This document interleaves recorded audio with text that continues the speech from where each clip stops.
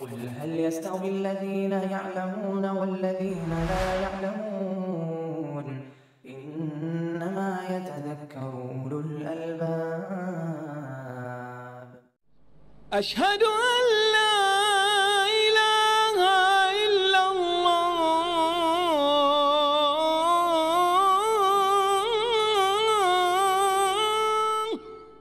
بسم الله الرحمن الرحيم. الحمد لله رب العالمين والعاقبة للمتقين والصلاة والسلام على المبعوث رحمة للعالمين قائد الغر المحجلين نبينا وإمامنا محمد وعلى آله وأصحابه أجمعين. أما بعد، فكتاب الجهاد. والحديث الأول عن عبد الله بن أبي أوفى رضي الله عنه أن رسول الله صلى الله عليه وسلم في بعض أيامه التي لقي فيها العدو انتظر حتى إذا مالت الشمس قام فيهم فقال: أيها الناس، لا تتمنوا لقاء العدو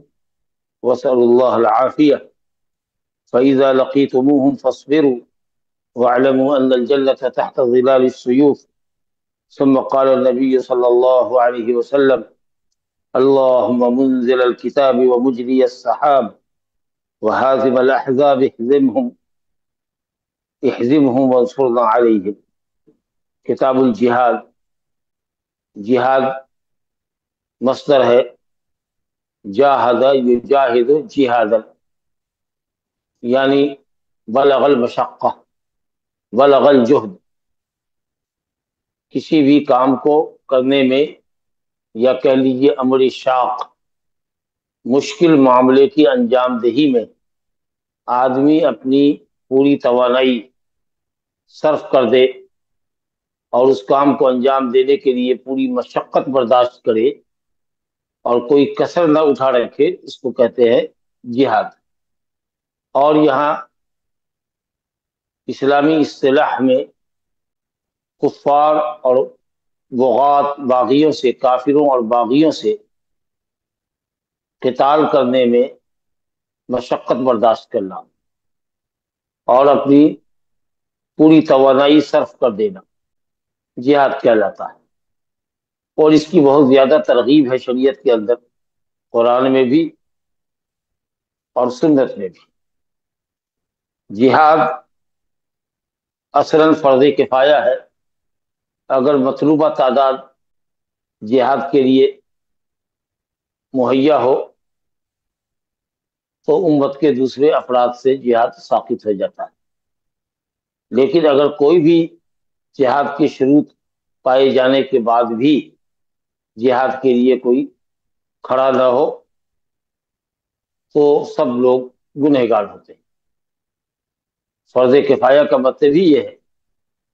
کہ کچھ لوگ اگر مطلوبہ ذمہ داری انجام دے دیں تو بقیہ لوگوں سے فریضہ ساقط ہے، لیکن اگر کوئی نہ کرے تو سبھی گنہگار ہوتے ہیں. تو اصلاً جہاد فرض کفایہ ہے، مگر بعض حالات میں یہ فرض عین ہو جاتا ہے. مثلا جب حاکم وقت اعلان عام کرے کہ ہر کوئی مسلم کنٹری کا جہاد میں شریک ہوگا، نفیر عام کرے، اعلان عام کرے،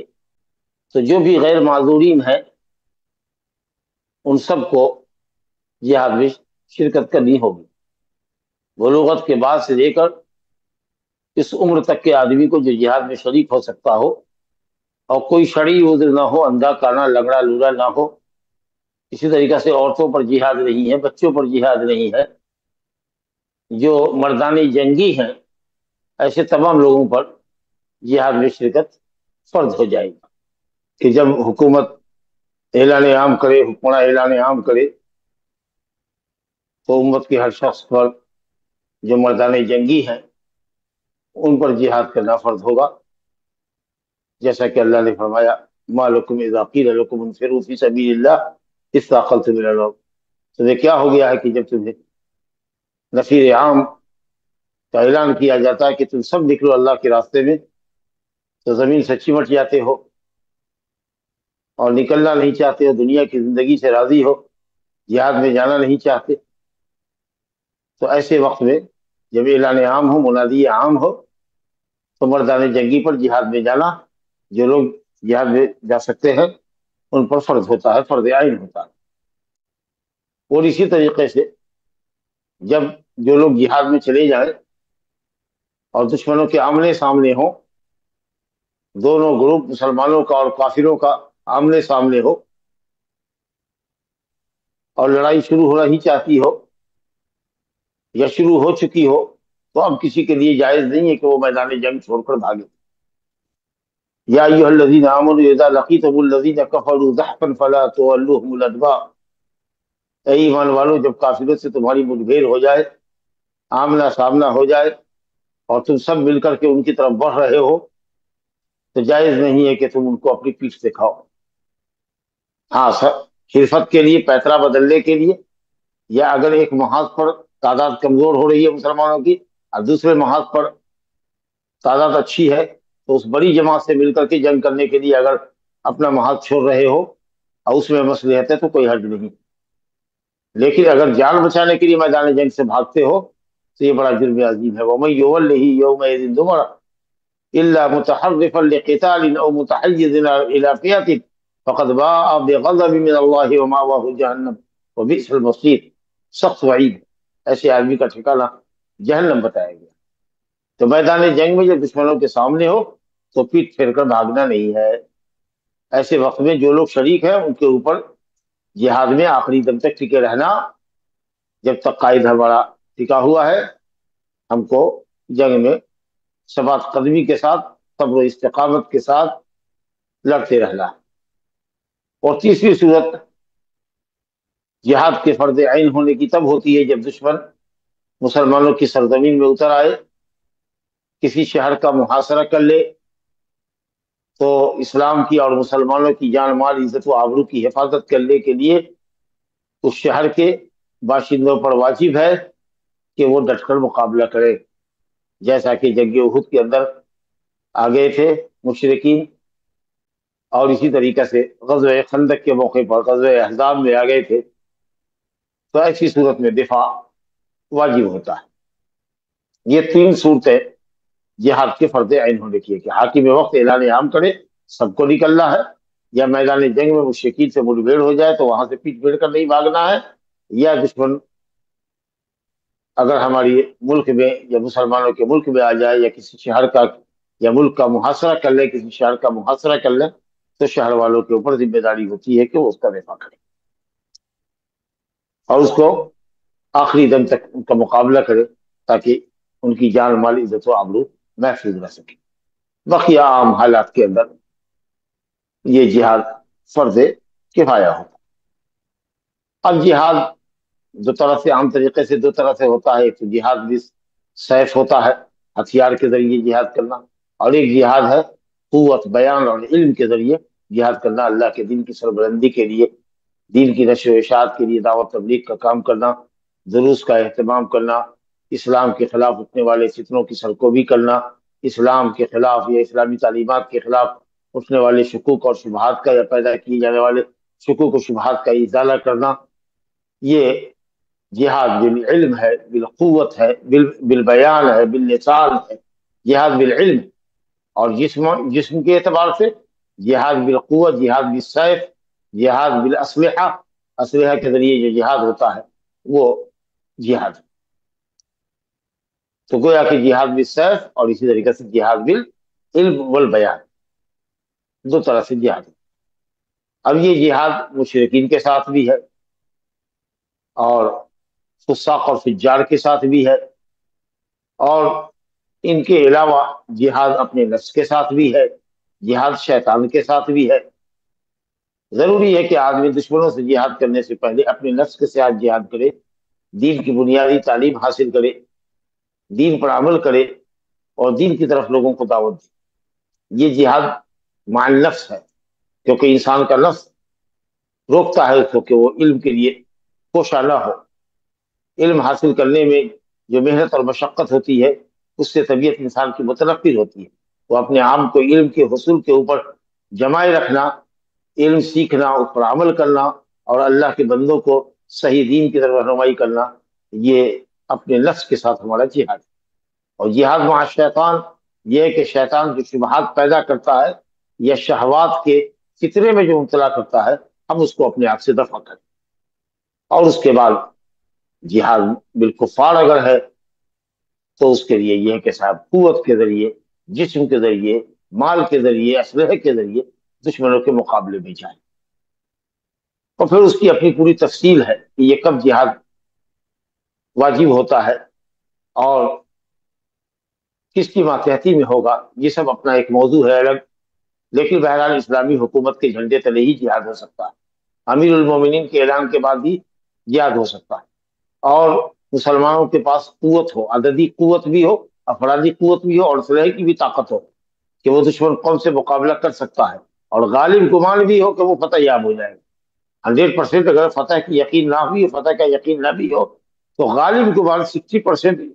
غالب گمان یہ ہو کہ مسلمان فتح یاب ہو جائیں گے۔ تو قوت ہو تعداد کے اعتبار سے، اسلحے کے اعتبار سے، قدرت ہے جہاد پر گویا، اور حاکم وقت کے جھنڈے تلے ہو۔ الامام الجنہ، امام قوم کا ڈھال ہوتا ہے، امام الوقت، امام المسلمین، بادشاہ، اس کے حکم سے یہ معاملہ ہوگا۔ یتقی بہ و یقاتل معہ، اس کے ساتھ جنگ کی جائے گی، اس کے جھنڈے تلے جنگ کی جائے گی۔ تو یہ سب شرائط۔ اور اسلام کے تعلق سے جو بہت سی بدگمانیاں ہیں غیر مسلموں کے، ان میں ایک یہ بھی ہے کہ اسلام محض عنف اور شدت کا اور مجبور کرنے والا دین ہے، وہ زبردستی لوگوں کو پکڑ پکڑ کے اسلام میں داخل کرتا ہے، حالانکہ ایسی بات نہیں ہے۔ اسلامی تاریخ کا مطالعہ کرنے والے حضرات سمجھ سکتے ہیں کہ 13 سال مکی زندگی میں نبی صلی اللہ علیہ وسلم نے کس طریقے سے کفار کے ظلم و ستم برداشت کیے، اور محض دعوت تبلیغ کے ذریعے زبانی طور پر آپ نے دعوت اللہ کا کام کیا تھا، لوگوں کو اسلام میں کی طرف بلایا تھا۔ وہ پھر جب مدینہ میں گئے تب آئے تھے، قتال اتری، اذن للذین یقاتلون بانہم ظلموا وان اللہ علی نصرہم لقدیر۔ اب ان لوگوں کو اجازت دی جاتی ہے جو ظلم و ستم کی مسلسل ظلم و ستم کی چکی میں پستے آ رہے ہیں، اب ان کو اجازت دی جا رہی ہے کہ وہ قتال کریں، اور اللہ ان کی مدد پر قادر ہے۔ تو نبی صلی اللہ علیہ وسلم نے دفاعی جنگ کی۔ جنگ بدر میں مقام بدر پر مشرکین آگے آ چکے تھے، ہر چند کے ابو سفیان کی سرکردگی میں جو شام سے بڑا زبردست تجارتی قافلہ آ رہا تھا، وہ ساحل سمندر کے راستے نکل گیا تھا، اور اسے خبر بھی بھجوا دی تھی کہ لوٹ چلو، قافلہ ہمارا صحیح سالم مکہ پہنچ رہا ہے۔ لیکن ابو جہل نے اصرار کیا کہ نہیں، جنگ کر کے ہی رہیں گے، اور مسلمانوں کے اندر اتنی ہمت کہاں سے آ گئی کہ وہ کافروں کا مقابلہ کریں اور اس کے تجارتی قافلے کو لوٹ لیں اور اپنی قوت اور توانائی کا اظہار کریں، ہم ان کو حق میں ملا دیں گے۔ غرور سے اس کا سر جو تھا وہ چڑھا ہوا تھا، اور غرور کا ناک پھن نکالے ہوا تھا۔ تب ایسی صورت میں اللہ تعالیٰ نے وعدہ کیا نبی صلی اللہ علیہ وسلم سے کہ یا تو عیر ملے گا یا نفیر ملے گا، اگر قافلے تجارت نہیں ملا تو جنگ میں فتح یابی ہوگی۔ اور الحمدللہ نبی صلی اللہ علیہ وسلم نے صحابہ کے مشورے سے سامنے آئے ہوئے لشکر کا مقابلہ کیا اور فتح مبین جنگ بدر میں حاصل۔ اس کا بدلہ لینے کے لیے مشرکین اگلے سال سن 3 ہجری کے اندر شوال میں 6 تاریخ کو وارد ہو گئے مدینہ کے اندر، اور 7 تاریخ کو شوال کے میں 7 شوال کو نبی صلی اللہ علیہ وسلم نے جنگ احد کی دفاعی جنگ لڑی۔ پھر مشرکین اس کے بعد آگے یہودیوں کی سازش کے نتیجے میں، بنو نذیر کے سرداروں کی سازش کے نتیجے میں، جس نے قریش کے تمام لوگوں کو، قبیلہ غطفان کو اور دوسرے قبائل عرب کو مدینہ کے خلاف چڑھا دیا تھا، تو غزوہ احزاب ہوئی۔ مشرکین کے لشکر کا ایک بڑا جتھا، جن کی تعداد تقریباً 10,000 تھی، ان کو مدینہ کے خلاف چڑھائی کرنے پر آمادہ کر دیا، اور حضرت سلمان فارسی رضی اللہ عنہ کے مشورے پر خندق کھودی گئی اس طرف سے جس طرح سے مشرکین مدینہ میں گھس سکتے تھے، حملہ آور ہو سکتے تھے، اور اس طریقے سے کوئی 1 مہینہ یا تقریباً 1 مہینہ محاصرہ رہا، اور دونوں طرف سے تیر تلوار کی بارش ہوتی رہی۔ تیر تلوار کے ذریعے مسلمان دفاع کرتے رہے، اور ان کو خندق میں گھسنے یا خندق عبور کر کے پار کر کے مدینے میں آنے نہیں دے رہے تھے۔ اب بالآخر اللہ تعالیٰ نے مدد فرمائی، اور اس قدر تیز تند اور یکبختہ انتہائی ٹھنڈی ہوا بھیجی کہ جس میں باہر رہنے والے لوگوں کے خون منجمد ہو جاتے تھے، اور وہ مشرکین بھاگ کھڑے ہوئے اور دو بدو سامنے سامنے بالمقابل لڑائی نہیں ہوئی، صرف دفاع ہوتا رہا۔ وہ ادھر سے تیر برساتے رہے، مسلمان ادھر سے محاذ سنبھالے رہے اور مشرکین کو مدینہ میں گھسنے سے روکتے رہے۔ اس کے بعد نبی کریم صلی اللہ علیہ وسلم نے بنو قریظہ پر چڑھائی کی، جن کی غدر اور خیانت کی حقیقت آپ کو معلوم ہو چکی تھی، اور اس موقع پر آپ نے فرمایا الیوم نغزوہم ولا یغزوننا، اب ہم ان سے غزوہ کریں گے، یہ غزوہ نہیں کریں گے۔ اب ان کی اب صلاحیت نہیں ہے مشرکین کی کہ وہ مدینہ پر چڑھائی کریں، اب ہم اپنے دشمنوں کے پاس جائیں۔ تو اگر دشمن ہماری اسلامی سرزمین میں آتا ہے جنگ کرنے کے لیے تو ہمارے اوپر دفاع فرض ہے، یہ دفاعی جنگ ہوا۔ اور اگر مسلمان کے پاس اگر قوت ہے، توانائی ہے، طاقت ہے، تو اسلام کے غلبے کے لیے کہ اللہ کا دین غالب ہے اور وہی حق ہے اور اللہ کا کلمہ بلند ہو، اس کے لیے مسلمان کے اندر اگر قوت ہے اور وہ کسی ایک حکمراں کے تابع ہے اور وہ حکمراں کی اجازت ہے اور سپاہ فوج سے پوری طاقت ہے، تو الحمدللہ مسلمان کفار کی سرزمین میں جا کر اس کو اسلام کی دعوت دیں گے۔ اگر وہ قبول کرتے ہیں تو الحمدللہ یہاں بھی دعوت قتال پر مقدم ہے، اور اگر وہ دعوت قبول نہیں کرتے اسلام کی تو ان سے جزیہ لیا جائے گا۔ اگر وہ جزیہ دینے کو راضی ہے تو ٹھیک ہے، اس شہر میں اس ملک میں اسلامی حکومت قائم ہوگی اور مشرکین ایک باعزت شہری کی حیثیت سے رہیں گے اور وہ جزیہ اور ٹیکس دیں گے، ان پر کوئی زور زبردستی نہیں کہ اسلامی قبول کرو۔ اور اگر وہ نہ اسلام قبول کرتے ہیں نہ جزیہ ٹیکس دینا گوارا کرتے ہیں تو مسلمان اللہ سے مدد چاہے گا اور قتال کرے گا۔ تو مقصد یہ نہیں ہے کہ ہم تمام لوگوں کو اسلام میں داخل ہی کر کے چھوڑیں، مقصد یہ ہے کہ ساری دنیا میں اسلام غالب ہو، کیونکہ وہی اللہ کا سچا دین ہے اور اسی کو حق ہے کہ وہ غلبہ پائے۔ وقاتلوہم حتی لا تکون فتنۃ ویکون الدین کلہ للہ۔ تو اس طریقے سے اسلامی کے اندر کئی دور آئے ہیں، کئی مراحل آئے ہیں جہاں مسلمانوں نے بالکل صبر و شکیب کے ساتھ مشرکین کے ظلم و ستم کو برداشت کیا ہے، پھر اس کے بعد دفاعی جنگ لڑی ہے، پھر اس کے بعد مسلمانوں نے اقدامی جنگ لڑی ہے۔ یہ کہنا کہ صاحب اسلام زبردستی دین میں گھسانے کا قائل ہے، لا اکراہ فی الدین، اسلام میں کوئی زبردستی نہیں۔ تو پھر یہ بھی سمجھیے کہ اگر جہاں ہم اقدامی جہاد بھی کرتے ہیں، اگر اسلامی قوت اور توانائی اور طاقت ہے بھی کہ کفار کی سرزمین میں جا کر مسلمان جنگ کرے، تو ان پر بھی ذمہ داری ہے کہ پہلے ان کو اسلام کی دعوت دو۔ اگرچہ اسلام کی دعوت پہنچ چکی ہے پھر بھی ان کو اسلام کی دعوت دو، بالکل نازک وقت میں جبکہ جنگ شروع ہوا چاہتی ہے اس وقت ان کو اسلام کی طرف بلاؤ۔ اگر وہ قبول کرتے ہیں الحمدللہ، یا کچھ لوگ قبول کریں گے تو وہ بچ جائیں گے، اور نہیں تو پھر جزیہ مانگو۔ اگر زبردستی اسلام میں داخل کرنے کی بات ہوتی تو پھر جزیے کا سوال نہیں تھا۔ تو مقصد یہ ہے کہ صاحب اللہ کا دین غالب ہے۔ اور اسی لیے جب نبی صلی اللہ علیہ وسلم سے پوچھا گیا کہ یا رسول اللہ کے راستے کا مجاہد کون ہے، کچھ لوگ وہ ہیں جو غنیمت کے لیے جہاد کرتے ہیں، کچھ لوگ وہ ہیں جو حمیت کے لیے جنگ کرتے ہیں، کچھ لوگ وہ ہیں جن کو لڑے بغیر اور اپنی جواں مردی کے جوہر دکھلائے بغیر ان کو آرام نہیں ملتا ہے، کچھ لوگ وہ ہیں جو فخر و ریا کے لیے اپنی بہادری کا سکہ جمانے کے لیے جہاد کرتے ہیں، قتال کرتے ہیں۔ آپ نے کہا ان میں کا کوئی بھی مجاہد نہیں ہے۔ بڑی جامعیت کے ساتھ آپ نے فرمایا من قاتل لتکون کلمۃ اللہ ہی العلیٰ فہو فی سبیل اللہ، جس نے اللہ کے راستے میں قتال کیا تاکہ اللہ کا کلمہ، اللہ کا دین سب دینوں سے غالب ہو، وہی اللہ کے راستے کا مجاہد۔ تو مقصد دین کا غلبہ ہے۔ وباللہ التوفیق۔ یہ تمہیدی گفتگو کے بعد ہم اصل موضوع پڑھاتے ہیں، کتاب الجہاد، اور جو حدیث ہم نے پڑھی ہے پہلی حدیث، اس کا معنی اور مفہوم پیش کرتے ہیں۔ عمدۃ الاحکام کے مؤلف رحمۃ اللہ علیہ نے، شیخ محدث عبدالغنی المقدسی رحمۃ اللہ علیہ نے پہلی حدیث باب میں، اس کتاب میں جہاد کے چیپٹر میں عبداللہ بن ابی اوفا رضی اللہ عنہ سے روایت کی ہے کہ رسول اللہ صلی اللہ علیہ وسلم اپنے بعض ایام میں جن میں آپ کی ملاقات مشرکین سے ہوئی، آپ نے انتظار کیا یہاں تک کہ سورج ڈھل گیا۔ تو اگر صبح میں قتال کرنا چاہیے ایسے وقت میں جو نشاط کا وقت ہو، تو صبح میں فجر کے بعد ہوائی ضروریہ سے فارغ ہونے کے بعد فجر کی نماز کے بعد آدمی قتال شروع کرے۔ اگر اس وقت تک قتال شروع نہیں کیا اور دھوپ چڑھ گئی تو پھر انتظار کرنا چاہیے یہاں تک کہ سورج ڈھل جائے۔ آدمی ظہر کی نماز پڑھ لے، کھانا وانے سے فارغ ہو لے، اس کے بعد سورج کی حدت اور تمازت میں کمی آتی ہے اور موسم تھوڑا ٹھنڈا ہوتا ہے، ہوا چلنے لگتی ہے، تو اس وقت نشاط، جنگ کی قوت اور جنگ کی رغبت بڑھتی ہے۔ تو ایسے وقت میں جہاد کرنا چاہیے۔ اگر صبح کا وقت نہیں ہو اور دوپہر ہو جائے یا دھوپ تیز ہو جائے تو انتظار کرنا چاہیے یہاں تک کہ سورج ڈھل جائے۔ تو نبی صلی اللہ علیہ وسلم لوگوں میں کھڑے ہوتے اور جنگ شروع کرنے سے پہلے ان کے ایمانی جذبے کو آپ برانگیختہ کرتے، ان کو جھنجھوڑتے اور کہتے، اور پھر کبر و غرور سے منع کرتے۔ کہتے کہ اللہ کی مدد کے بغیر کوئی جنگ نہیں جیتی جا سکتی. آپ کہتے ہیں ایھا الناس، اے لوگو، لا تتمنوا لقاء العدو، لا تتمنوا لقاء العدو، دشمن سے ملاقات کی، دشمن سے منہ بھیڑ کی کبھی تمنا نہ. یہ نہ کہو کہ دشمن سے ملنے کا موقع ملا، کاش کے موقع ملتا تو میں دشمنوں کو ان کے چھکے چھوڑا دیتا اور اپنے قوت کا ان کو احساس دلا دیتا. یہ عجب اور کبر کی دلیل.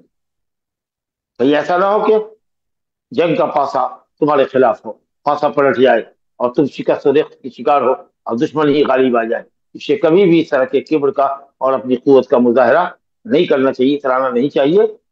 اور دشمن سے ملاقات کی تمنا کرنا در حقیقت عجب اور کبر کا مظاہرہ. تو فرمایا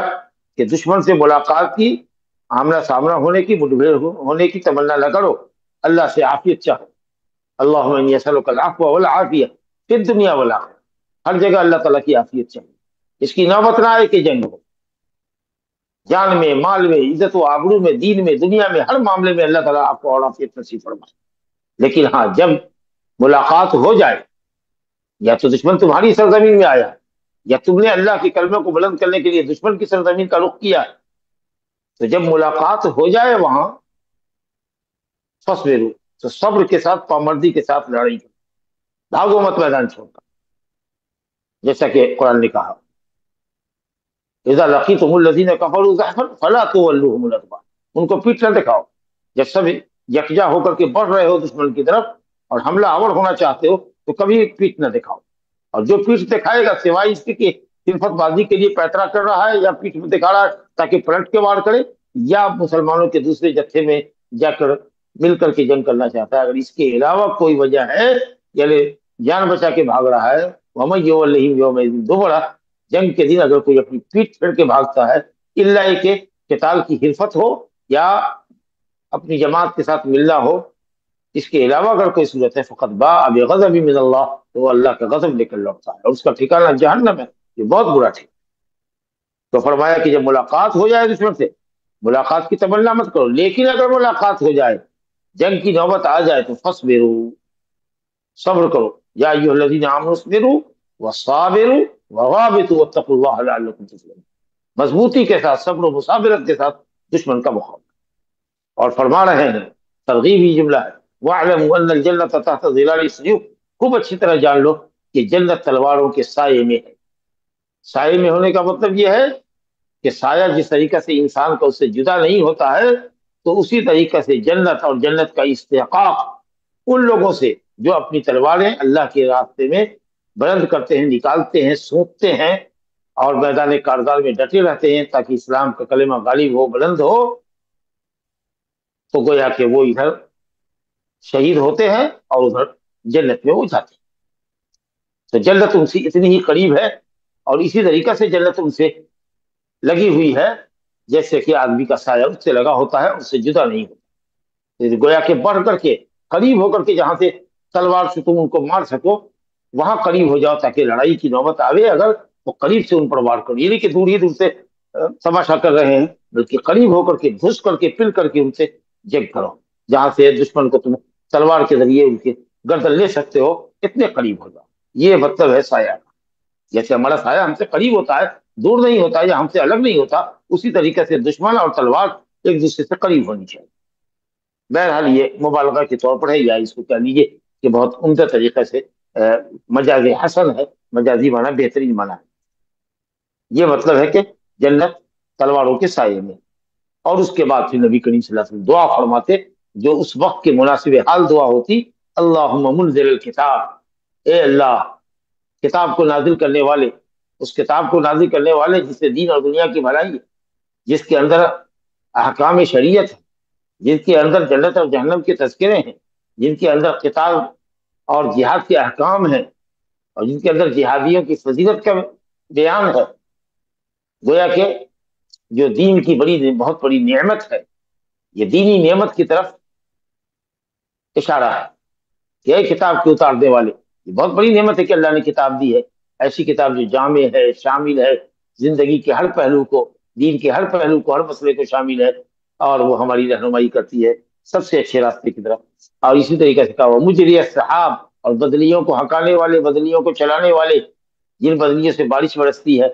اور اس سے ہمارے لیے روزی روٹی کا سامان ہوتا ہے. گویا یہ دنیاوی نعمت کی طرف اشارہ ہے. گویا منزل الکتاب آخرت کی نعمت، دینی نعمت، اور یہ دنیاوی نعمت روزی کی شکل میں. وہ حازم الاحزاب، اور دشمنوں کو شکست دینے والے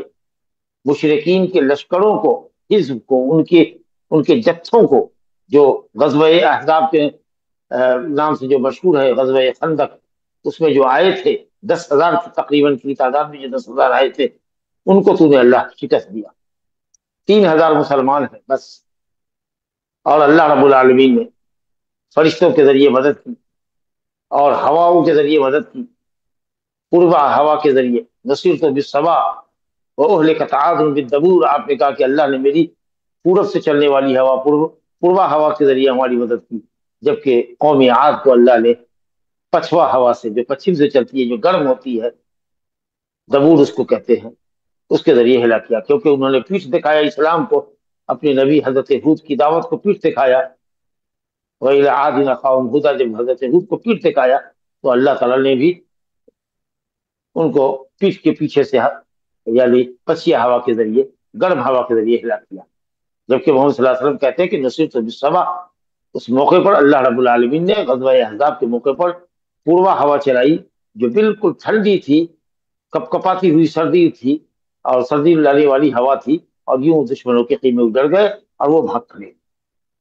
تو جس طریقے سے اللہ تو نے کفار کے لشکروں کو، کفار کے جنوؤں کو تو نے شکست و ریخت کا شکار کیا، آج ہم پھر تیرے راستے میں، تیرے دین کی سربلندی کے لیے یہاں اس میدان میں اکٹھا ہوئے ہیں. احزمہم، ان کو آج بھی شکست کا شکار کر، ورسولنا علیہم، اور ہماری ان کے خلاف مدد فرما. تو یہ نبی صلی اللہ علیہ وسلم جنگ میں جانے سے پہلے، یعنی جنگ شروع کرنے سے پہلے صحابہ کرام کو نصیحت کرتے تھے، اور آپ نے دیکھا کہ کتنی زبردست نصیحت ہے. ایک تو یہ کہ کبر و غرور کا مظاہرہ نہیں کرنا چاہیے، اللہ تعالیٰ سے جنگ سے عافیت طلب کرنی چاہیے، اور کبھی بھی اپنی طاقت پر گھمنڈ نہیں کرنا چاہیے، کیونکہ کبر و غرور یہ اللہ کو کبھی بندوں سے پسند نہیں ہے. کبر و غرور صرف اللہ کی شان کو زیبا ہے. اور جب دشمن سے ملاقات ہو جائے تو دوسری نصیحت ہے کہ پوری پامردی سے مسلمانوں کو لڑنا چاہیے. اور پھر آپ نے فضیلت بتائی کہ جنت تلوار کے سائے میں ہے، یعنی قریب سے، دشمن سے قریب ہو کر کے جنگ کرو. تمہارے اور جنت کے درمیان صرف موت کا فرق ہے. موت ادھر ہوئی، اور اگر تم نے حسن نیت سے جہاد کا قتال کیا ہے تو انشاءاللہ تعالی شہید کا مقام ملے گا. اور انبیاء اور صدیقین کے بعد ہی شہداء کا مرتبہ ہے. اور چوتھے نمبر پر صالحین. فَأُولَٰئِكَ مَعَ الَّذِينَ يُؤْمِنُونَ بِاللَّهِ وَرَسُولِهِ فَأُولَٰئِكَ مَعَ الَّذِينَ أَنْعَمَ اللَّهُ عَلَيْهِم مِّنَ النَّبِيِّينَ وَالصِّدِّيقِينَ وَالشُّهَدَاءِ وَالصَّالِحِينَ. چوتھے نمبر پر صالح. تو اس کے بعد آپ نے یہ ترغیب دی کہ جنت میں جانا چاہتے ہو تو تلوار اٹھاؤ، اللہ کے راستے میں جہاد کرو. اور آپ نے دعا فرمائی، اور دعا کو آپ نے سمجھا کہ کتنی مناسب دعا جنگ کے مناسبت سے آپ نے فرمائی ہے. تو یہ طریقہ کار نبی کریم صلی اللہ علیہ وسلم کا ہوا کرتا ہے. چلیے دوسری حدیث دیکھتے ہیں. عن سہل بن سعد رضی اللہ عنہ ان رسول اللہ قال رباط یوم فی سبیل اللہ خیر من الدنیا وما علیہا وموضع صوت احدکم فی الجنہ خیر من الدنیا وما علیہا والروحة يروحها العبد في سبيل الله والغدوة خیر من الدنیا وما فیہا. اس میں بھی جہاد کی بڑی فضیلت ہے. سہل بن سعد رضی اللہ عنہ سے روایت ہے، رسول اللہ نے فرمایا رباط یوم فی سبیل اللہ. رباط کہتے ہیں اسلامی سرحد پر قائم رہنا، اسلامی سرحد کی حفاظت کرنا، وہاں گھوڑے کی پیٹھ پر سوار رہنا ہتھیار بند ہو کر، کیونکہ وہ بڑا پرخطر مقام ہوتا ہے. دونوں طرف فوجیں ہوتی ہیں، مشرکین کی سرحدوں کی حفاظت کرنے والے ان کے لشکر ہوتے ہیں، اسلامی سرحدوں کی حفاظت کرنے والے مجاہدین مسلمان ہوتے ہیں. اور کسی بھی وقت کوئی بھی گولہ بارود چل سکتا ہے، اور کسی بھی وقت جنگ کے شعلے وہاں بھڑک سکتے ہیں. گویا بالکل آدمی موت کے دہانے پر ہے وہاں. تو کہا اگر کوئی شخص ایک دن اللہ کے راستے میں اسلامی سرحد کی حفاظت کرتا اور اس پر ڈٹا اور جمع رہتا ایک دن بھی،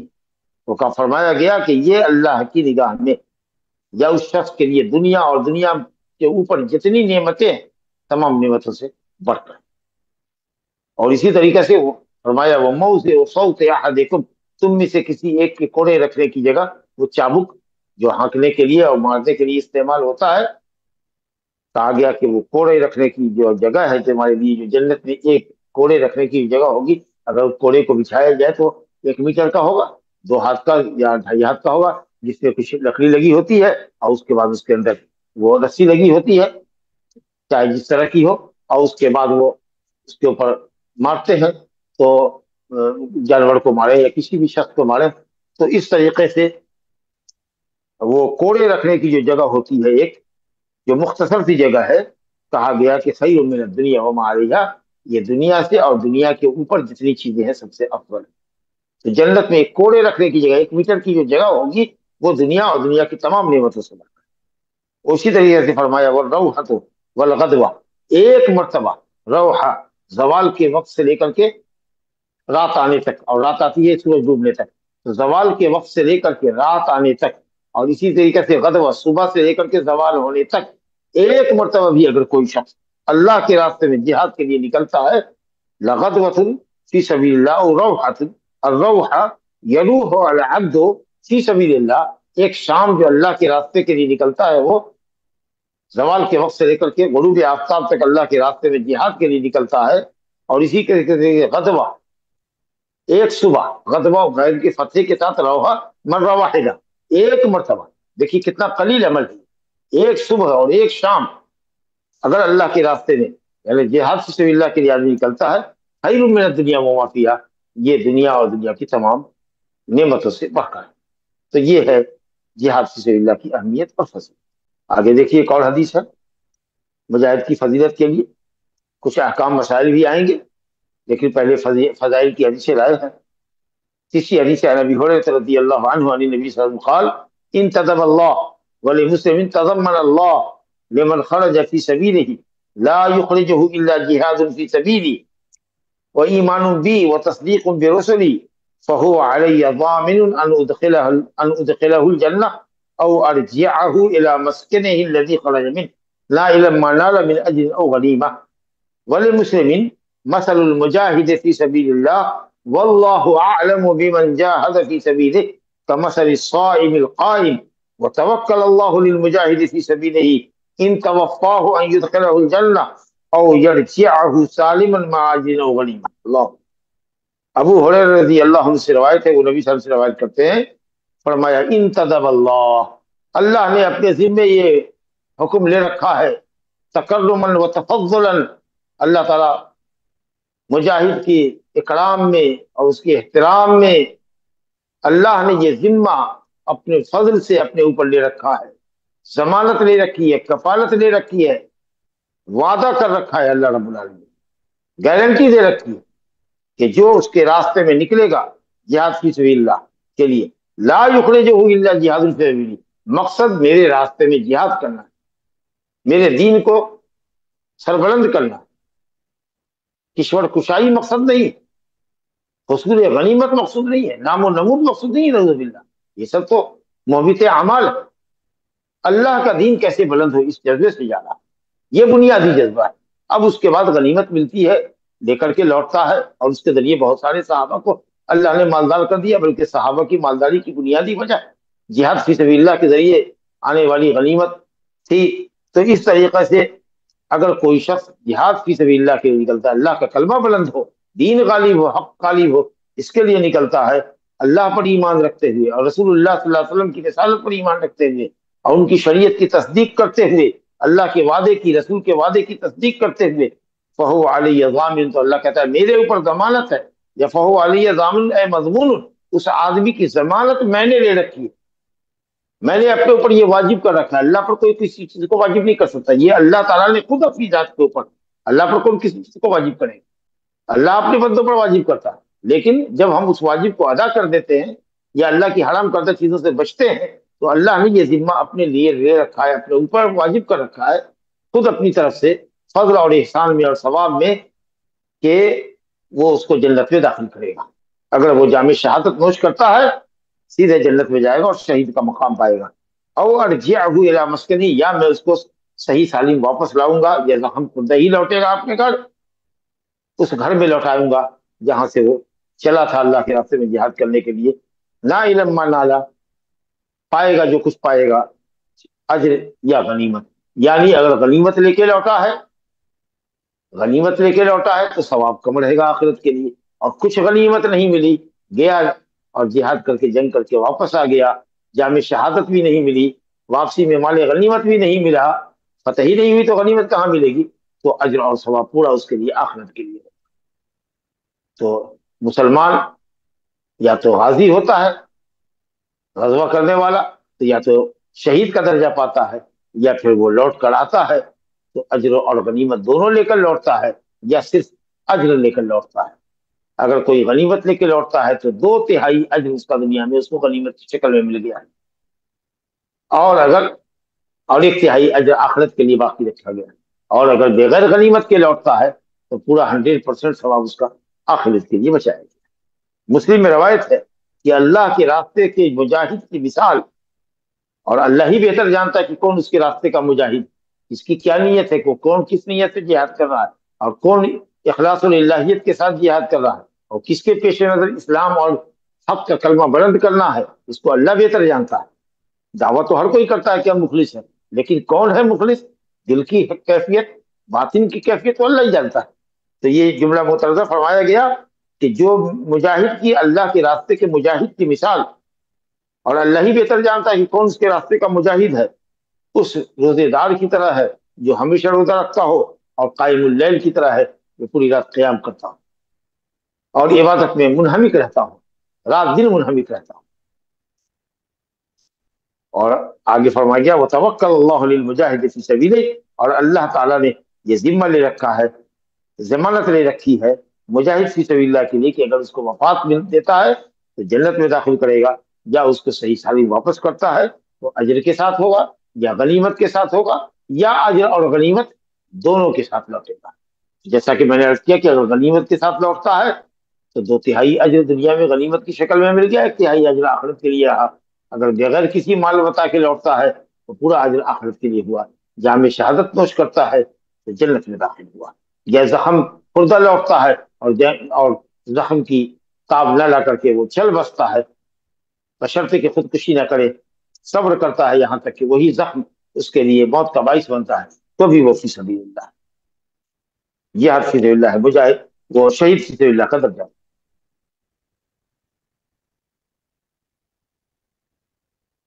آگے فرمایا گیا چوتھی حدیث اس باب کی، ابو ہریرہ رضی اللہ عنہ سے روایت ہے، ابی ہریرہ رضی اللہ عنہ قال قال رسول اللہ صلی اللہ علیہ وسلم ما من مکلوم یکلم فی سبیل اللہ الا جاء یوم القیامت وقلمه یدمع اللون لون الدم والریح ریح المسک۔ ابو ہریرہ رضی اللہ عنہ کہتے ہیں کہ رسول اللہ نے فرمایا نہیں ہے کوئی مجروح، ما من مکلوم، کلم کہتے ہیں زخم کو، نہیں ہے کوئی شخص جو زخم خوردہ اللہ کے راستے میں لوٹتا ہے، یا زخم اللہ کے راستے میں کھاتا ہے اور مر جاتا ہے، یکلم فی سبیل اللہ، اللہ کے راستے میں وہ زخمی کیا جاتا ہے۔ ما من مکلوم ما من مجروح، نہیں ہے کوئی زخمی شخص جو اللہ کے راستے میں زخمی کیا گیا ہے، مگر وہ قیامت کے دن سال میں آئے گا کہ اس کا زخم بالکل تازہ ہوگا، خون بہ رہا ہوگا اس کے زخم سے، بالکل تازہ ہو، خون کا رنگ بالکل اصلی خون کا ہوگا، اور اس سے جو خوشبو نکلے گی وہ مشک کی خوشبو نکلے گی۔ یہ ظاہری علامت ہوگی قیامت کے دن کہ یہ اللہ کے راستے میں جہاد کرنے والا شخص اور اللہ کے راستے میں دشمن کے تیر تلوار سے زخمی ہونے والا شخص۔ اور اسی طریقہ کی فضیلت اگلی حدیث، دو حدیث کے اندر بھی ہے، عن ابی ایوب الانصاری رضی اللہ عنہ قال قال رسول اللہ صلی اللہ علیہ وسلم غدوة فی سبیل اللہ او روحة خیر مما طلعت علیہ الشمس وغربت، اخرجہ مسلم۔ اور اس کے بعد کی بھی حدیث اسی مفہوم کی ہے، عن انس بن مالک رضی اللہ عنہ قال قال رسول اللہ غدوة فی سبیل اللہ او روحة خیر من الدنیا وما فیہا، اخرجہ البخاری۔ کہتے ہیں ابو ایوب انصاری رضی اللہ عنہ،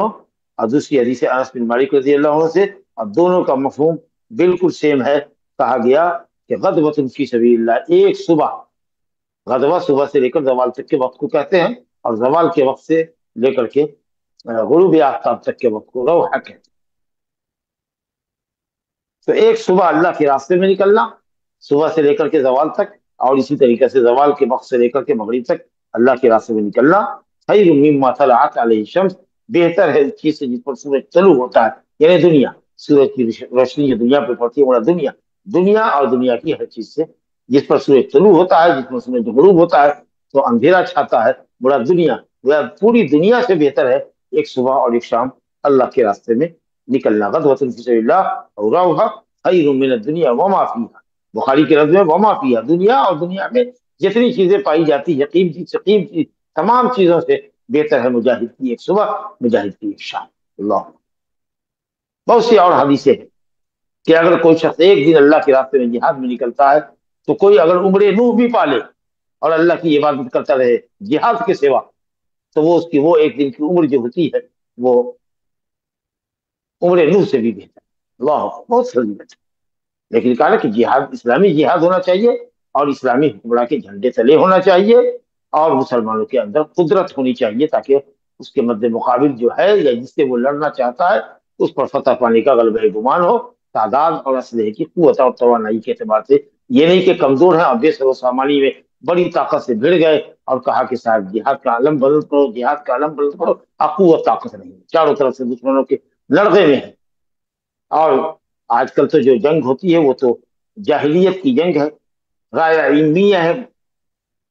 اندھا اندھا جھنڈا ہے، پتہ نہیں کہ کیا مقصد ہے، صرف سیاسی مقصد ہے کہ صاحب ایک خطے کے اندر بے چینی اور بدامنی کو قائم رکھے اور مسلمانوں کو کے اندر جوش جہاد بھرے اور دور بیٹھے ہوئے کرتے ہوئے مسلمانوں کا تماشا دیکھتے ہیں۔ تو جب تک قوت نہ ہو اور جب تک اسلامی قیادت اس کے پیچھے نہ ہو اور جو قوم جنگ کر رہی ہے اس کے اندر پوری توانائی اور طاقت نہ ہو کہ اپنے مد مقابل سے اپنے حریف سے وہ دو دو ہاتھ کر سکتا ہے، لوہا منوا سکتا ہے، اس وقت تک اس کو کبھی بھی جہاد کا کی طرف قدم نہیں بڑھانا چاہیے۔ صبر و مصابرت سے اچھے وقت کا انتظار کرنا چاہیے جب اللہ اس کو قوت دے اور اس لائق بنائے کہ وہ دشمن سے آنکھوں میں آنکھیں ڈال کر بات کر سکے اور دو دو ہاتھ کر سکے۔ 7ویں حدیث باب کی ہے اور انشاءاللہ تعالی وہ ہم پڑھ رہے ہیں، اس میں ایک رول دیا گیا ہے جہاد کا اور یہ بھی ایک طریقہ سے مجاہدین کے اندر جو جہاد بڑھنے کے لیے ہے۔ ابو قتادہ انصاری رضی اللہ عنہ کی روایت ہے، وہ کہتے ہیں کہ ہم نکلے رسول اللہ صلی اللہ علیہ وسلم کے پاس کے ساتھ حنین کی طرف۔ سب کو معلوم ہے کہ حنین ایک وادی ہے مکہ اور طائف کے درمیان، اور جب آپ نے مکہ فتح کیا تو حوازن کے قبیلے آ گئے وادی حنین کے اندر اور آپ صلی اللہ علیہ وسلم نے ان کی طرف رخ کیا۔ اس کو غزوہ حنین کہہ لیجیے یا اسی کو کہتے ہیں غزوہ اوطاس، کیونکہ اوطاس بھی حنین کے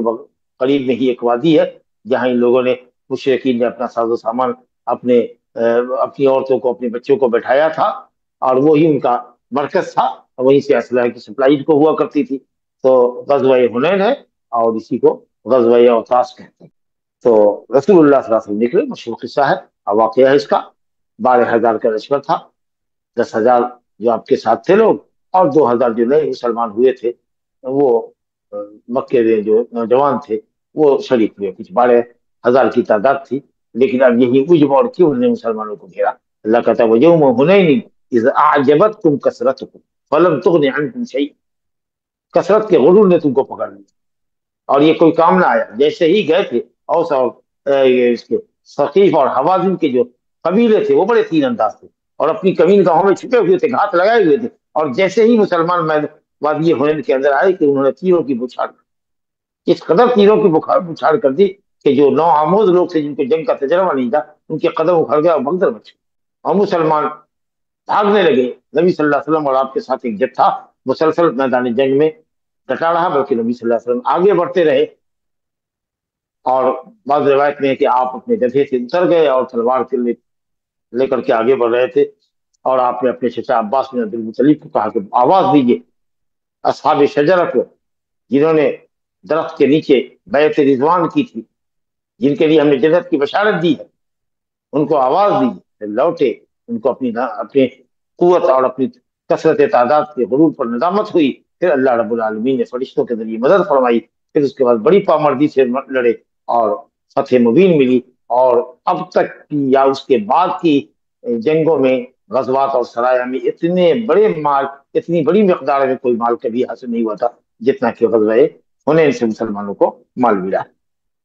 تو پورا واقعہ ہے تاریخ کی کتابوں میں، سیرت کی کتابوں میں آپ نے پڑھا ہوگا یا درس میں سنا ہوگا، تو رسول اللہ صلی اللہ علیہ وسلم نے اسی موقع پر فرمایا تھا لوگوں کے اندر قوت بہادری کو بیدار کرنے کے لیے، جو صحیح قول کے مطابق اسلام کی جہادی قانون میں سے ایک قاعدہ کلیہ بن گیا ہے، قانون ہے کہ من قتل قتیلا، جس مسلمان نے بھی کسی بھی مشرک کو قتل کیا، من قتل قتیلا، قتیل بمعنی مقتول، جس مسلمان نے کسی شخص کو، کافروں کے جس شخص کو قتل کیا، اور قتل کرنے کے اوپر گواہ بھی ہے کہ دیکھو بھائی زید نے کسی مشرک کو، کسی یہودی کو، کسی عیسائی کو، کوئی بھی ہو غیر مسلم، اس کو قتل کیا ہے، قتل کے اوپر گواہ رکھا ہوا ہے، تو قاتل کو مقتول کا چھینا ہوا یا اس کے جسم پر جو بھی مال ہے، اس کو جو کچھ اس نے قاتل نے چھینا ہے وہ سب اسی کا ہوگا، وہ غنیمت میں شامل نہیں کیا جائے۔ تو اگر ہتھیار پایا ہے تو ہتھیار لے لے، اس کے جسم پر جو کپڑا پڑا ہوا ہے وہ کپڑا لے لے، اس کی زرہ اتار لے، اگر غیر مسلم ہے زیور وغیرہ سونے وغیرہ کے کڑے اور کنگن وغیرہ پہن کے آیا ہوا ہے وہ سب ہے اس کا، یا جس سواری پر وہ جنگ کر رہا تھا، گھوڑا ہو، اونٹ ہو، یہ ہاتھی ہو، وہ سب اس کا ہو۔ تو آپ نے فرمایا کہ من قتل قتیل، جس مسلمان نے کسی مشرک کو قتل کیا، لہو علیہ بینۃ، اس قتل کے اوپر اس کے پاس گواہ موجود ہے، فلہو سلبہ، تو اس قاتل کے لیے مقتول کا سب سامان ہے جو اس نے چھینا ہے، یعنی قاتل نے مقتول سے جو سامان چھینا ہے چاہے وہ لاکھوں کا کیوں نہ ہو، وہ سب اسی کا ہے، اور پھر اس کو غنیمت کے مال میں جو حصہ ملنا چاہیے وہ ملے گا، اور اس کا اپنا تقسیم کا طریقہ کار ہے کہ پانچواں حصہ پہلے غنیمت کے مال کو جمع کیا جائے، اس کو 5 جگہ لگایا جائے، پانچواں حصہ بیت المال کو جائے گا جو عامت المسلمین کی مصلحتوں میں خرچ کیا جاتا ہے، اور 4 حصے مجاہدین کے درمیان تقسیم کیے جاتے ہیں، جو اس میں گھڑ سوار ہوتا ہے اس کو 3 حصہ ملتا ہے، 2 حصہ اس گھوڑے کا اور 1 حصہ اس کا، اور اگر کوئی پاپ یادہ ہے بغیر سواری کے لڑ رہا ہے تو اس کو 1 حصہ۔ حنفیہ نے کہا کہ نہیں، گھڑ سوار کو 2 حصہ اور پیدل والے کو 1 حصہ، 1 حصہ اس کے گھوڑے کا، 1 حصہ سوار کا، جنگ کرنے والے کا، اور پاپ یادہ والے کو 1 حصہ، جبکہ حدیث ہے کہ للسہم فرسان للفرس سامان، گھوڑے کے لیے 2 حصہ اور 1 حصہ اس گھوڑ سوار کے لیے۔ تو کوئی کہے گا کہ گھوڑے کو افضلیت دے دیا اپنے آدمی پر، ارے ہم کہتے ہیں کہ اگر 1 حصہ بھی آدمی کو دیتے ہو اور 1 حصہ برابر سے اس کے گھوڑے کا دے دو تو بھی تم نے کہاں انصاف کیا، آدمی کو گھوڑے کے تو تم نے تو برابر ہی کر دیا نا، تم نے کون سی آدمی کو عزت دے دی؟ اگر یہ کہتے ہو کہ یہ 2 حصہ گھوڑے کا دینے میں اور 1 حصہ آدمی کا دینے میں گھوڑا افضل ہو جاتا ہے آدمی سے، تو 1 حصہ گھوڑے کا اور 1 حصہ آدمی کا اگر دو گے تو بھی گھوڑا برابر ہو جاتا ہے آدمی، تو تمہیں نے کون سی عزت مجاہد کو گھوڑے سے افضل دی؟ مطلب افضلیت کا نہیں، مطلب یہ ہے کہ گھڑ سوار زیادہ کر و فر کرتا ہے اور دشمن کو نکایت اور تکلیف زیادہ پہنچاتا ہے اس شخص کے مقابلے میں جو اپنے پاؤں پر کھڑا ہو کر کے جنگ کرتا ہے، پاپیاد ہے جنگ کرتا ہے، اس وجہ سے ہے یہ فائدہ، نہ اس لیے کہ گھوڑا افضل ہے یا گھوڑا برابر ہے، ہرگز گھوڑا افضل نہیں ہے لیکن گھوڑا آدمی کے بھی برابر ہے، تو جو فائدہ حاصل ہوتا ہے گھڑ سوار سے وہ پاپیادہ سے نہیں ہوتا، اس لیے کہا گیا، اور اس کے بعد جو 4 حصہ بچتا ہے تو اس طریقے سے تقسیم کیا گیا کہ گھڑ سوار کو 3 حصہ، 2 اس کے گھوڑے کا، 1 حصہ اس کا اپنا، اور پاپیادہ کو 1۔ اب اس کے بعد جو بیت المال میں آیا وہ حاکم وقت، اب مناسب سمجھے تو مجاہدین کے درمیان کچھ زیادہ بھی دے دے، 1 گھوڑا سب کو دے دے، یا چلو 1000 ریال کر کے سب کو دے دیتے ہیں، یا کچھ مطلب برابر سے مجاہدین کے درمیان، یا جس کی جو کوشش رہی ہے، جس نے جس بے جگری سے لڑائی میں حصہ لیا اس کے حساب سے اس کو جو چاہے وہ اس کو حاکم وقت کو حق حاصل ہوتا ہے۔ بہرحال یہ بات آپ نے 3 مرتبہ کہی تھی، حنفیہ اور مالکیہ تو یہ کہتے ہیں کہ اس کے لیے حاکم کو اعلان کرنا پڑے گا، ہر جنگ کے لیے یہ اگر فارمولہ ہوگا تو اعلان کرنا پڑے گا، اگر بغیر اعلان کے یہ ہوتا ہے تب نہیں ہوگا۔ نبی صلی اللہ علیہ وسلم نے اس وقت لوگوں کے اندر جوش جہاد بھرنے کے لیے یہ فرمایا تھا، لیکن آپ صلی اللہ علیہ وسلم نے کہا من قتل له قتیل وله علیہ بینۃ فلہ سلب، تو یہ قاعدہ کلیہ ہے جہاد کا، تاکہ مجاہد پوری قوت اور توانائی کے ساتھ لڑے، اور مقتول کا کہ جسم سے اور مقتول کے ساتھ جو کچھ سامان ہو اگر اس کو وہ چھینتا ہے تو وہ اسی کا حق ہوگا۔ یہ بات آپ نے 3 مرتبہ فرمائی، اور اس باب کی 8ویں حدیث ہے جاسوس کو قتل کرنے کی، کہ اگر کوئی مشرک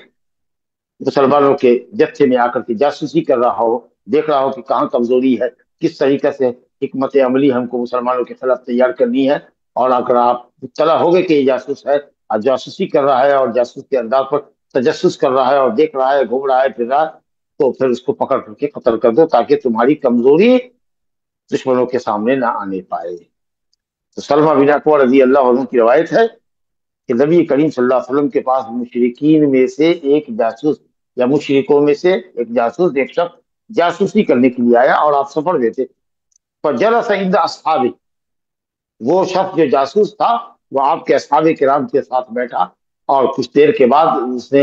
नजर डाली, तारने वाले कयामत की नजर रखते हैं, देखा उसने भी और देखने वालों ने भी देखा। बहरहाल उसने गुफ्तगू की और फिर उसके बाद वो नजर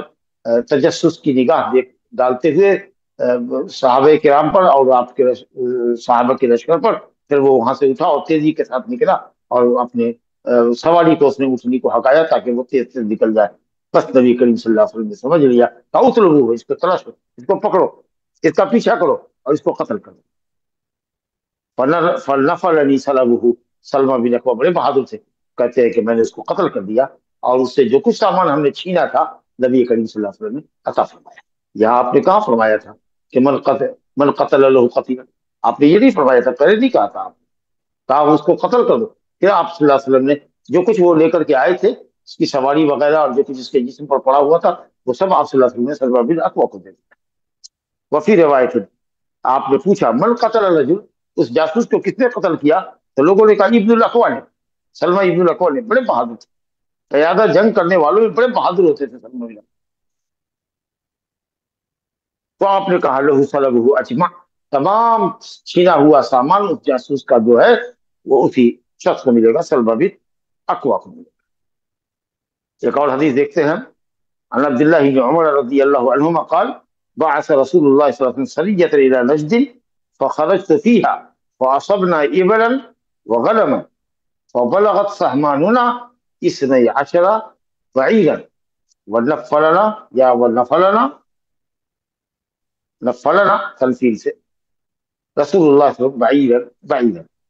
अब्दुल्लाह बिन उमर रज़ियल्लाहु अन्हुमा कहते हैं कि रसूलुल्लाह सल्लल्लाहु अलैहि वसल्लम ने नजद के इलाके में एक सरिया भेजा। मदीना के मुकाबले में जो बुलंद हिस्सा हो उसको नजद कहते हैं, ऊंची जमीन को नजद कहते हैं। तो नजद के इलाके में आप सल्लल्लाहु अलैहि वसल्लम ने एक सरिया भेजा। सरिया एक छोटी टुकड़ी होती है लश्कर की, बाद लोगों ने कहा कि 400 से तक की तादाद को कहते हैं सरिया, और बाद ने कहा कि 500 तक।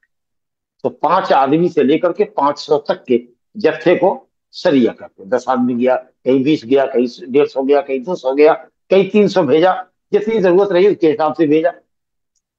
तो सरिया आपने भेजा नजद की तरफ, और आम तरीके से ये लोग सीधी तौर पर निकलते थे। फखर तो किया, और आम तरीके से नबी साहब सरिया में नहीं होते थे। गजवा बड़े लश्कर को कहते हैं, गजवा बड़े लश्कर को कहते हैं, और आम तरीके से उसमें आप खुद बनफ से नबी शरीक हुआ करते थे। लेकिन सरिया एक छोटी टुकड़ी को कहते हैं, हस्ब जरूरत 100, 50, 150, 200 इस तरह की तादाद जाया करती। तो सरिया आपने नज्द के इलाके में भेजा। फखरज तो फिहा, कहते हैं कि मैं उसमें गया। हजरत अब्दुल्लाह बिन उमर कहते हैं वो असबना इबलन व गनमन, नबी करीम सल्लल्लाहु अलैहि वसल्लम कहते हैं कि हम लोगों ने वहां गनीमत में हासिल किया ऊंट और बकरियां। इबिल इसमें जमा है, इसका कोई वाहिद नहीं आता है। हाँ, वाहिद के लिए इस्तेमाल करते बाईर, जिसकी मां बेरा। लेकिन ये जो है इबिल का लफ्ज जो है ये एक पर भी बोला जाएगा और 1000 पर भी बोला जा सकता है। वासबना इबिल, हमने ऊंट हासिल किए और बकरियां हासिल की। फबलगत सहमानुना इसने अशर बाईरन, हम लोगों का जितने लोग सरिया में थे, कितनी तादाद थी एग्जैक्ट नहीं मालूम, लेकिन जितने भी थे सबके हिस्से में 12-12 ऊंट पड़ा, 12-12 ऊंट पड़ा। और एक एक ऊंट नबी सल्लल्लाहु अलैहि वसल्लम ने नफल दिया, यानी खुमुस में से। नफल जो होगा, जो ज्यादा देंगे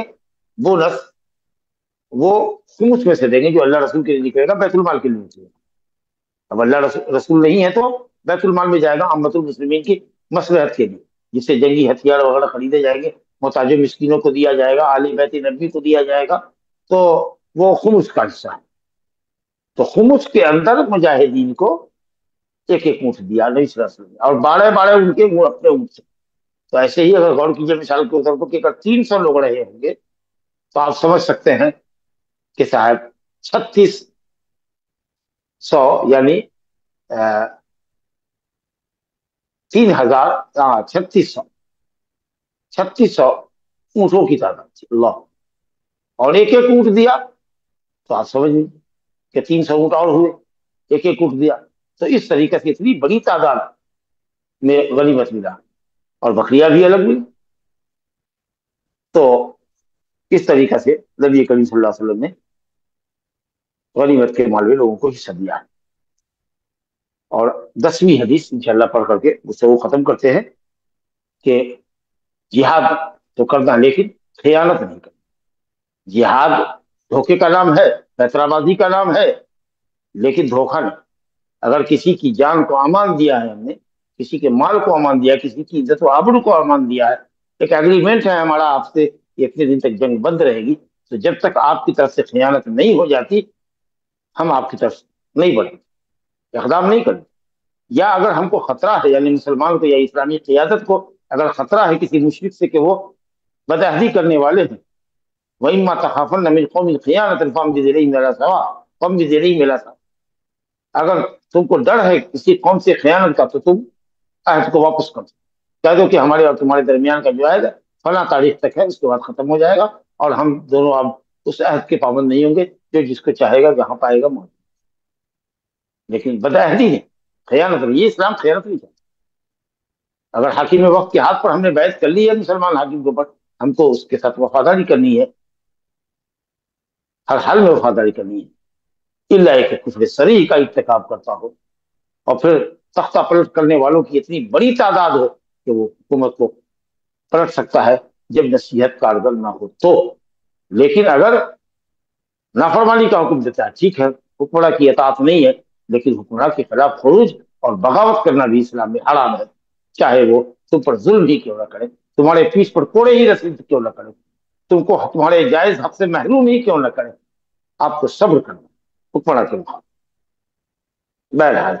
तो कत्ल और खयानत चाहे हम किसी के साथ अहद मीसाक करके करें या किसी के साथ जंगी खयानत करें कि साहब अमन और आफियत का मुआहिदा है और अचानक से उसके ऊपर हमला आवर हो गए या उसकी गफलत का फायदा उठा करके उस पर किया, ये बहुत गद्दारी है और बहुत बड़ी गद्दारी। गद्दारी में ये बहुत बड़ी गद्दारी है। इससे अब्दुल्लाह बिन उमर रज़ी अल्लाह अन्हु से रवायत है, नबी सल्लल्लाहु अलैहि वसल्लम रवायत करते हैं कि जब अल्लाह अव्वलीन व आखिरीन को क़यामत के दिन जमा करेगा तो युरफ़अु लिकुल्लि गादिरिन लिवाउ, तो हर खाइन के लिए, धोखेबाज के लिए, बदअहद के लिए एक झंडा उठाया जाएगा और अला रूसिल खलाइक, तमाम लोगों की मौजूदगी में ये कहा जाएगा कि ये फला इब्ने फला की बदअहदी का और उसकी खयानत का ये झंडा, ताकि उसकी रसवाई और उसकी जग हसाई अव्वलीन और आखिरीन के मजमे में हो। तो इसलिए जंगी मामलात के अंदर भी बल्कि जंगी मामलात के अंदर की जाने वाली जो खयानत होती है, जिसमें खामखा के लिए अमन के बाद भी बेकसूरों को आप मारते हैं और कत्ल करते हैं और बदअहदी करते हैं और खून रेजी करते हैं, ये बहुत बड़ी खयानत है और इसके लिए बहुत कड़ी और बहुत बुरी सजा इस्लाम ने मुकर्रर की है। हज़ा व बिल्लाहि तौफीक व सल्लल्लाहु अला नबीना मुहम्मद व आलिहि वसहबिहि। जज़ाकल्लाहु खैरन व बारकल्लाहु फीकुम। वैया ला इलाहा इल्लल्लाह। पहला सवाल है शेख, नबी सल्लल्लाहु अलैहि वसल्लम ने निकाह सिंपल किया जैसे हमने पढ़ा था किताब निकाह में, लेकिन आज लोग निकाह के हॉल वगैरह से करते हैं, तो इसमें उन लोगों के लिए क्या हुक्म है, और अगर कहीं से इसकी दावत आए तो हम जा सकते हैं या अवॉइड करना बेहतर है? बिस्मिल्लाह। नबी करीम सल्लल्लाहु अलैहि वसल्लम का इरशाद है, आज़मुन निकाह बरकतन ऐसरुहु मुअना, सबसे बरकत वाला निकाह वो है जिसमें खर्च कम आए, जिसके इनेकाद में खर्च कम आए। सबसे बरकत वाली औरत वो है जिसका महर कम हो, जिसकी अदायगी मर्द के लिए आसान। तो इसराफ बेजा, और इसराफ तो बेजा होता ही, ये सिफत काशिफा है। इसराफ की हकीकत को वाज़ेह करने के लिए बेजा इस्तेमाल करते हैं लोग, वरना इसराफ तो इसराफ है, अल्लाह ताला मुसरिफीन को पसंद नहीं करता। तो सादगी इस्लाम का तुर्रा इम्तियाज है, सादगी से निकाह करना चाहिए। जरूरी नहीं कि मस्जिद ही में करें, लेकिन मस्जिद में भी निकाह कर सकते हैं और मस्जिद के बाहर भी कर सकते हैं, किसी घर में कर सकते हैं, किसी शादी खाना में भी कर सकते हैं। लेकिन बहुत ज्यादा डेकोरेशन पर खर्च करना, سجاوٹ پہ خرچ کرنا، طعام پر بہت زیادہ خرچ کرنا، جتنا کھانا اتنا ہی کھانے کو ضائع کرنا، یا مرد و زن کا اختلاط ہونا، بن سور کے عورتوں کا آنا، خوشبو لگانا، اور اس طرح کی جو منکرات ہے، اگر اس طرح کی دعوت ہو اور آپ اس کے ازالے پر قادر نہ ہوں تو ایسی دعوت میں شرکت نہیں کرنی چاہیے۔ لیکن اگر آدمی کسی شادی خانے کو بک کرتا ہے اور ایک دائرے میں رہ کر کے اپنے حساب سے کرتا ہے اور بہت زیادہ تام جھام نہیں کرتا اور نام و نمود کا بھوکا نہیں ہے اور ایک دائرے میں ہے، تو ان شاء اللہ تعالیٰ آپ شادی خانے میں بھی جا کر اس کی دعوت میں شریک ہو سکتے ہیں، یا ولیمہ اگر اس نے کسی شادی خانے میں رکھا ہے تو وہاں جا کر کے آپ طعام تناول کر سکتے ہیں۔ لیکن بہرحال اسراف کسی بھی حال میں جائز نہیں ہے، اس کا لحاظ کرنا چاہیے اور شادی کو آسان کرنا چاہیے۔ دوسرا سوال ہے، آج کے زمانے میں تو جہاد نہیں ہے تو کیا کرنا چاہیے؟ دین کی سربلندی کے لیے، اسلام کے غلبے کے لیے، مسلمانوں کی عزت و آبرو کے لیے، مسلمانوں کی حفاظت کے لیے، دین کی بقا کے لیے اللہ تعالیٰ سے دعا کرنا چاہیے، اپنے عقائد کو، اپنے اعمال کو درست کرنا چاہیے۔ کچھ جی، لوگوں کا کہنا ہے کہ اسلامی حکومت جہاد صرف ڈیفنس میں کر سکتی ہے، اقدام نہیں کر سکتی، کیا یہ بات درست ہے؟ ایسا کہتے ہیں کچھ لوگ کہ اسلام صرف واعظ و نصیحت سے پھیلا ہے، موعظت سے، دعوت تبلیغ سے پھیلا ہے، اور اسلام نے صرف دفاعی جنگ کی ہے، اقدامی جنگ نہیں کی ہے۔ لیکن آپ نے میرے بیان میں محسوس کیا کہ بعض جنگیں، اور خاص کر کے غزوہ خندق کے بعد جو غزوات ہوئے ہیں اس میں اقدام کا پہلو ہے، اور یہی شیخ الاسلام ابن تیمیہ کا، ابن القیم کا، اور دوسرے سماعت الشیخ بن باز کا اور دوسرے محققین علماء کا موقف ہے کہ نبی صلی اللہ علیہ وسلم نے ایک مدت مدید تک دعوت و ارشاد، واضح بیان کے ذریعے اسلام کی دعوت دی ہے۔ پھر آپ نے واضح بیان کے ساتھ اور نصیحتوں کے ساتھ آپ نے دفاعی جنگ لڑی ہے، اور اس کے بعد جہاں کہیں سے آپ کو پتہ چلا ہے کہ کہیں کوئی سر اٹھا رہا ہے اسلامی قوت کے خلاف، آپ وہاں خود آپ نے اقدام کیا ہے اور وہاں دشمن کی سرزمین میں پہنچے ہیں یا اس کے بارڈر پر پہنچ کر کے آپ خیمہ زن ہوئے ہیں، اور آپ نے انتظار کیا ہے دشمن کا کہ وہ نکلے اور آپ اس سے دو ہاتھ کریں۔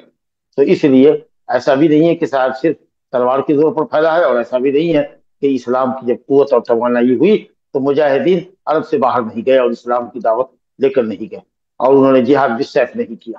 بلکہ یہ کہنے دیجئے کہ جہاد بالسیف اور جہاد بالقوت جو ہے، بالبدن جو ہے، وہ بھی دعوت تبلیغ کی شکلوں میں سے ایک شکل ہے کہ اگر آدمی سیدھے منہ بات نہیں مانتا ہے اور اسلام کی حقانیت کو قبول نہیں کرتا ہے دلائل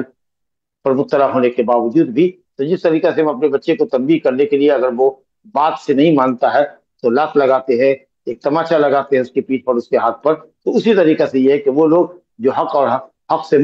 اپنی آنکھیں مودے ہوئے ہیں اور